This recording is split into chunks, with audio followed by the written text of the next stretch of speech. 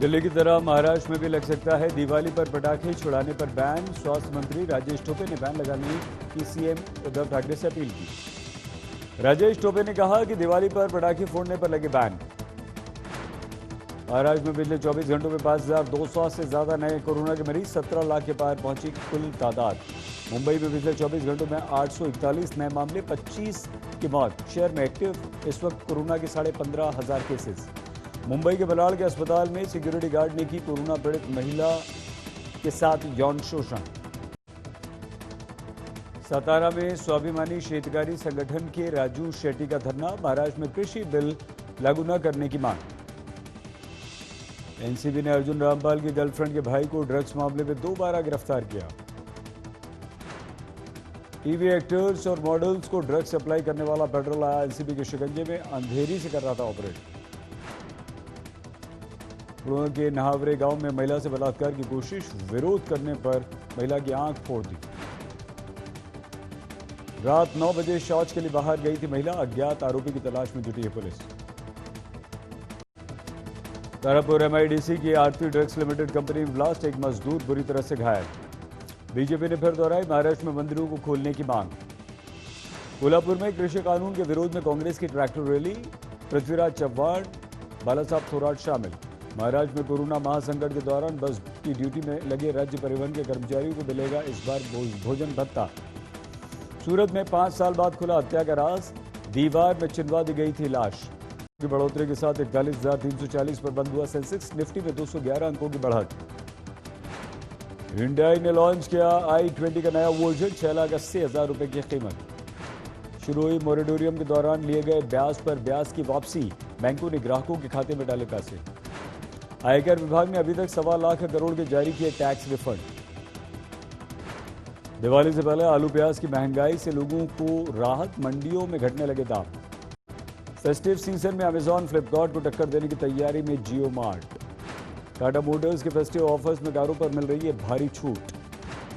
बॉलीवुड में डेब्यू करेंगे ऋतिक रोशन, क्रिश 4 की करेंगे शूटिंग। अनुष्का शर्मा ने दुबई में सेलिब्रेट किया विराट कोहली का 32वां जन्मदिन। साइना नेहवाल की बायोपिक में सामने आया परिणीति चोपड़ा का लुक।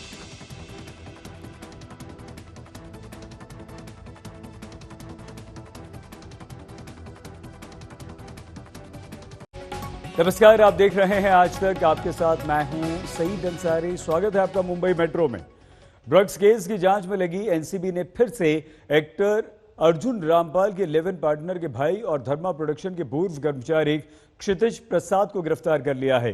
साथ ही एनसीबी ने एक ऐसे ड्रग पेडलर को भी गिरफ्तार किया है जो मुंबई में टीवी एक्टर्स और मॉडल्स को ड्रग्स सप्लाई किया करता था। इसके पास से भी ड्रग्स बरामद हुई हैं।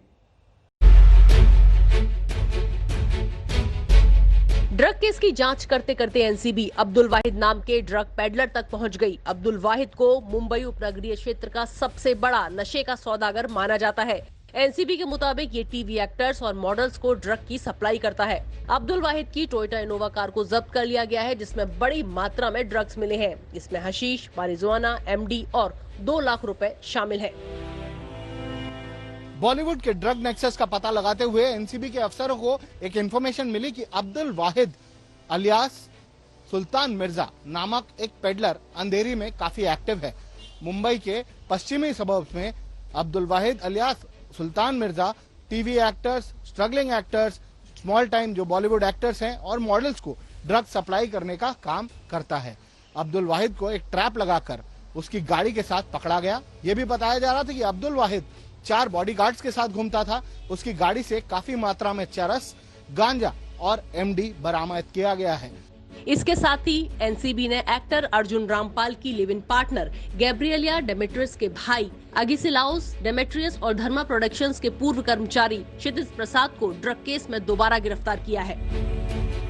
बताया जा रहा है कि दोनों के ही संपर्क ओमेगा गॉडविन नामक एक नाइजीरियन ड्रग पेडलर से, जिसे एनसीबी अरेस्ट कर चुकी थी। आज दोनों को ही कोर्ट में पेश कर उनकी कस्टडी ली गई। कोर्ट ने दोनों को ही 2 दिन की रिमांड पर एनसीबी की कस्टडी में भेज दिया है। पहले भी अगिसिलाउस और क्षितिज प्रसाद को दूसरे ड्रग केस में गिरफ्तार किया गया था। ये वो केस था जिसमें रिया चक्रवर्ती और बाकी के लोगों को गिरफ्तार किया गया था। अगिसिलाउस के पास से हशीश और एल्प्राजोलम की टैबलेट्स बरामद की गई थीं। इस ड्रग कनेक्शन केस की जांच सुशांत केस के बाद शुरू हुई थी। एनसीबी इस केस में लगातार एक्शन ले रही है। इस अब तक अभिनेत्री रिया चक्रवर्ती, उनके भाई शौविक चक्रवर्ती, सुशांत सिंह राजपूत के manager Samuel Miranda, Dipesh Sawant समेत अन्य लोगों को गिरफ्तार किया जा चुका है। रिया चक्रवर्ती जमानत पर बाहर है। वहीं दीपिका पादुकोण की मैनेजर करिश्मा प्रकाश से लगातार पूछताछ जारी है। दूसरे दिन करिश्मा प्रकाश से एनसीबी ने 6 घंटे पूछताछ की। मुंबई से दिव्येश सिंह के साथ आज तक ब्यूरो। महाराष्ट्र सरकार ने राज्य में सिनेमा हॉल, मल्टीप्लेक्स और थिएटर्स आज से खोल दिए। इनकी इजाजत दे दी, लेकिन लगता है कि दर्शकों को सिनेमा हॉल में फिल्म देखने के लिए अभी और इंतजार करना पड़ेगा। आज ज्यादातर सिनेमा हॉल बंद रहे। सिनेमा हॉल के मालिकों का कहना है कि उन्हें तैयारी के लिए समय चाहिए, जिसमें हमें कुछ वक्त या कुछ हफ्ते लग सकते हैं। दरअसल सरकार ने 50% क्षमता के साथ इन सभी को खोलने की आज्ञा दी है। 7 महीने से थिएटर बंद है, बराबर है। अभी गवर्नमेंट ने चालू करने को बोला है, तो लेकिन अभी यहाँ पे आने के बाद क्या पिक्चर देखेंगे? अभी कौन सा पिक्चर देखेंगे? अभी अपन अलाउ किया है, लेकिन अभी पिक्चर कौन सी देखेंगे? हम पिक्चर कौन से देख सकते हैं? सिनेमा में जब आएंगे तो पिक्चर तो रिलीज होना चाहिए। अभी पिक्चर भी रिलीज नहीं हो रही है क्योंकि लॉकडाउन चल रहा है, इसके लिए पिक्चर भी कोई रिलीज नहीं हो रही है। अभी ये करीब 6-8 महीने से जो लॉकडाउन लगा है, बड़ी बुरी हालत है पब्लिक की यहाँ पर। और मेरे हिसाब से तो चालू करना चाहिए। लोगों के जेब में अभी लॉकडाउन के हिसाब से इतना पैसा ही नहीं कि हर 100% यहाँ पे आ जाएंगे। वही लोग आ सकते हैं, मिडिल क्लास तो सर आ ही नहीं सकता। अभी वो अपना परिवार चलाएगा कि यहाँ पे थिएटर में आके फिल्म देखेगा।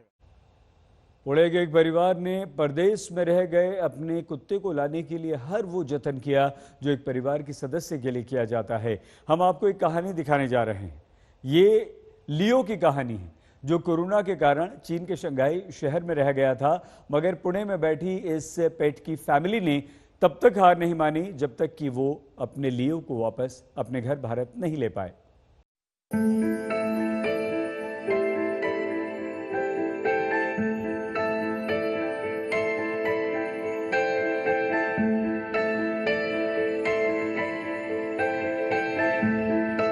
चीन से आया ये खूबसूरत गोल्डन रिट्रीवर कई महीने बाद अपने परिवार से मिला है। इस मिलन के पीछे की कहानी प्यार की ताकत की कहानी है।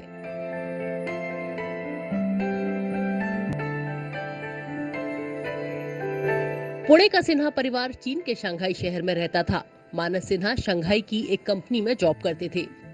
जिंदगी मजे से कट रही थी। दिसंबर में वुहान शहर में कोरोना की बीमारी फैली। जनवरी महीने में सिन्हा परिवार पुणे लौट आया। शंघाई लौटने का इनका रिटर्न टिकट बुक भी था। ये अपने डॉग लियो को शंघाई के एक डॉग शेल्टर होम में छोड़कर आए थे, लेकिन चीन में कोरोना ज्यादा फैलने लगा तो इनके चीन लौटने की तारीख आगे बढ़ती रही और बाद में सिन्हा परिवार ने तय किया कि वो चीन नहीं जाएंगे। लियो शंघाई शहर में डॉग शेल्टर होम में रह रहा था, जिसका महीने का खर्चा 75,000 रुपए दिया जा रहा था। अब सिन्हा परिवार के सामने सवाल था कि लियो को भारत लाया जाए या अडॉप्शन के लिए दिया जाए।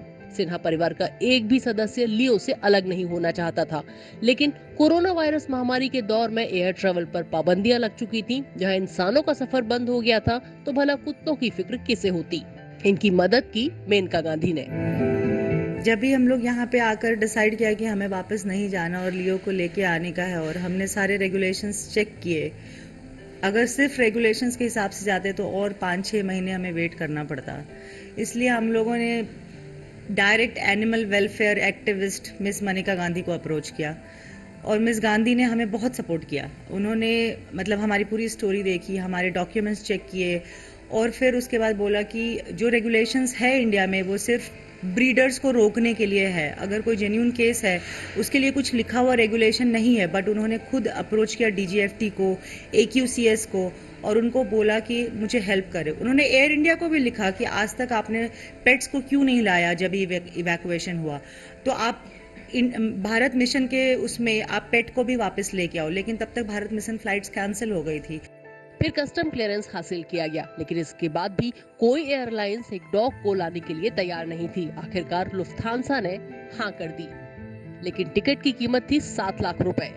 एक पल सोचे बगैर सिन्हा परिवार ने टिकट बुक किया और लियो का सफर शुरू हो गया। शंघाई से फ्रैंकफर्ट और फ्रैंकफर्ट से मुंबई। सफर के दौरान सिन्हा परिवार लियो के साथ वीडियो कॉल से जुड़ा रहा। लुफ्थांसा ने उसका बहुत ख्याल रखा। उसकी जर्नी 40 घंटे की थी, बट उन्होंने उसका बहुत ख्याल रखा। जब भी वो आया हेल्दी था, एकदम अच्छे कंडीशन में था और हमें पहचान गया, इतना हमारे लिए बस था। जब भी हमने केनल से उसको वापस देखा आते हुए और हमारे ऊपर उसने जंप मारा और हमें रिएक्शन दिया जैसे ही हमने लियो बोला, हमारे लिए वो खुशी सबसे ज्यादा। फिर वो पलाया जब मुंबई अंतर्राष्ट्रीय हवाई अड्डे पर सिन्हा परिवार की 10 महीने बाद लियो से मुलाकात हुई। मन में उन्हें डर था कि कहीं उन्हें लियो भूल तो नहीं गया, लेकिन परिवार की आवाज लगाने से पहले ही लियो ने सूंघ कर उन्हें पहचान लिया। Now he's back and he's happy with the family and our family is complete. That's what we can say. मानस नाइक, इसमें हम मैसेज देना चाहेंगे हम कि you should not shop, you should adopt, क्योंकि this is ये ऐसा चीज है, अगर आप रास्ते पे से उठा के घर पे लेके आएंगे they will be more loyal और अच्छे से आपके साथ रहेंगे family as a family. Pune से पंकज खेलकर के साथ आज तक ब्यूरो। सोलापुर के कुम्हार परिवार ने मिट्टी के सामान बेचकर लाखों की कमाई की। मिट्टी से सिर्फ दीपक की जगह ये परिवार मॉडर्न रूप रंग वाले खाने के बर्तन, खाने बनाने के बर्तन की सजावट की चीजें बना रहा है, जिसे लोग आजकल खूब पसंद कर रहे हैं।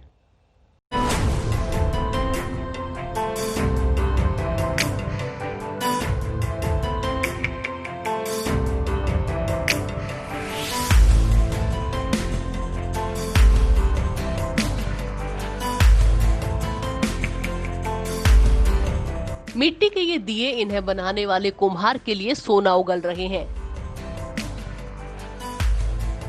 45 साल के शरणप्पा और उनके 4 भाइयों ने मिलकर सोलापुर में मिसाल कायम कर दी है।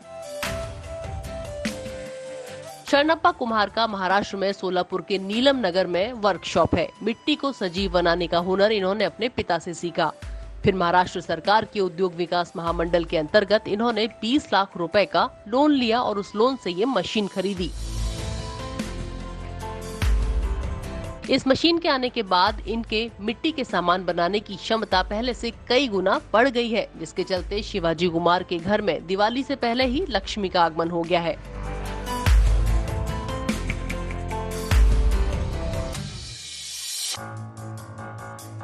में मट्टी से बर्तन सोप बनाते, वो बर्तन दिवाली के लिए कमी 150 तो 200 आइटम होती है। 20 तो 25 लाख बनते हैं हमारा पास रेडी रहता। उसमें अंदर 15 लाख बनते तक अभी बेच चुके हैं। अभी 5 लाख आराम से हम बेच सकते दिवाली तक। शरणप्पा मशीन लाए और उससे मिट्टी के दिए, खाने के बर्तन, खाना बनाने के बर्तन और सजावट की चीजें सिर्फ महाराष्ट्र ही नहीं दूसरे राज्यों में भी बेचनी शुरू कर दी। शरणप्पा परिवार की सफलता देखकर सोलापुर के कॉलेज अपने छात्रों को लेक्चर देने के लिए इन्हें बुलाते हैं।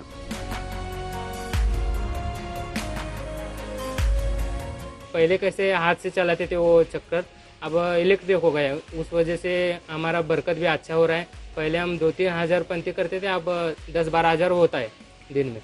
सिर्फ कोरोना काल में कुम्हार परिवार ने मिट्टी से बने दिए और बर्तन बेचकर 60 लाख रुपए का बिजनेस किया है। पिछले साल इनकी आमदनी लगभग 30 लाख रुपए के आसपास थी। आज तक ब्यूरो।